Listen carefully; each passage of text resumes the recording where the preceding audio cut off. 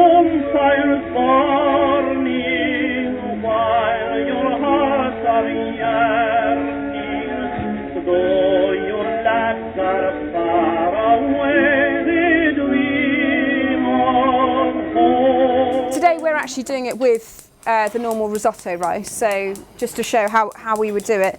So is it on or not? So onions, they used to finely chop the onions.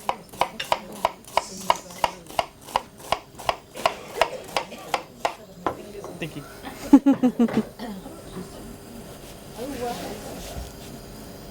Has anybody chop onions like this?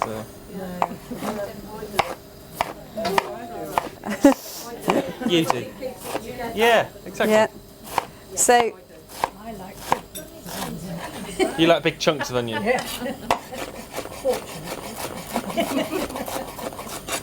I think she's done this before. yeah. So finely chopped onion. There for the stock.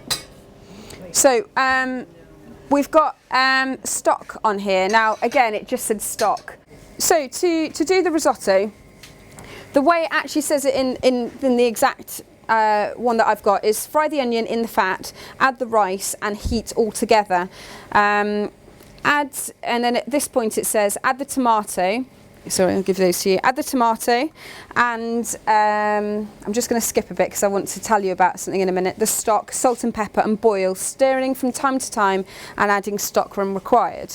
So it's a little like we do the risotto today. So the way we're going to show you to do the risotto is a proper way of doing risotto. So you heat up the onions. You want to wait till they go translucent in colour. And then we're going to add the risotto rice. What you should then do is get the fat or the oil, whatever you're using, to coat the rice. This then helps to crack the rice. This then helps to penetrate in the water or the stock or whatever you're using. So that's what you should do to begin with, is so your onions are nice and translucent. You then put in the rice. You should leave in here for 2-3 minutes, not on a hugely high heat, but just enough so you can still see. You can see this little white dot still in the middle of the rice, and on the outside it should be translucent. And then once you get to this stage, it helps the water or the stock get right into the rice. So you put one ladle in and you let it absorb. You put another ladle in and you let it absorb. And that gets all the starch going, and that's how you get that thick, lovely velvety look that you know and love with risotto. The way they're explaining it here is a little different, and you're going to get rice swimming around in a watery liquor, which will be starchy, of course, but it won't be that thick, lovely, glossy risotto that people sort of know and love today. And that's just, who's to say which is right, but that's... We're right. Oh, yeah, They're well...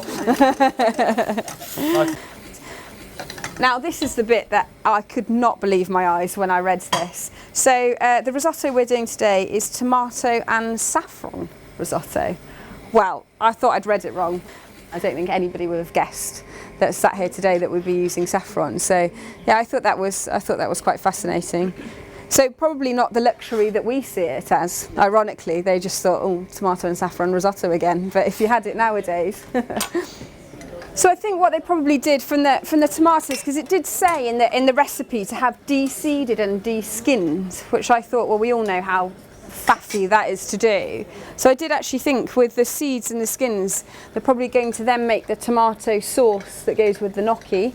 So there's another meal out of something, and then they're using this just to have their risotto with, which I thought was quite a nice way. It's obviously that's how we work in the kitchen, but for there it was a need and a necessity. So the risotto, this is exactly what we're looking for. I think you can pick it up on the camera.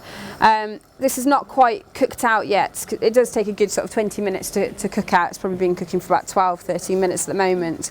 But you're looking for this sort of thick, glossy look, and that only happens by adding the stock in little bit by little bit. I don't know if they were just impatient, or maybe maybe they just... Once they started to smell it, maybe they wanted to eat it straight away. But in the restaurant, as I said, they did actually have, on the recipe, they had the pinch of saffron, like I said, the tomatoes, and they said grated cheese, which again, I was quite surprised to hear about cheese. So when we do the cookery demonstrations and we show people how to cook the risotto, the best way is to just crush it between your fingers, like so. It should be sort of, it should go completely. If you've still got that nutty hard bit in the middle, just needs to go a little bit longer. And give us Smarties? Yep. So we're just going to finish it off like we would in the restaurant. A little bit of luxury in there. Little bit. And the cheese. So we would use Parmesan in the restaurant. So that's our risotto with our saffron and our tomato, and obviously it did say in the bottom boil and then serve, and then the cheese and meat can be left out if you couldn't do it. So there wasn't that much going on if you didn't have the cheese and meat in. But you know, hey, it was still a meal, wasn't it? And that's how the risotto would have been there back then. So thank you very much, everybody. Thank you. Thank you. Thanks very much. Thank you. Thank you.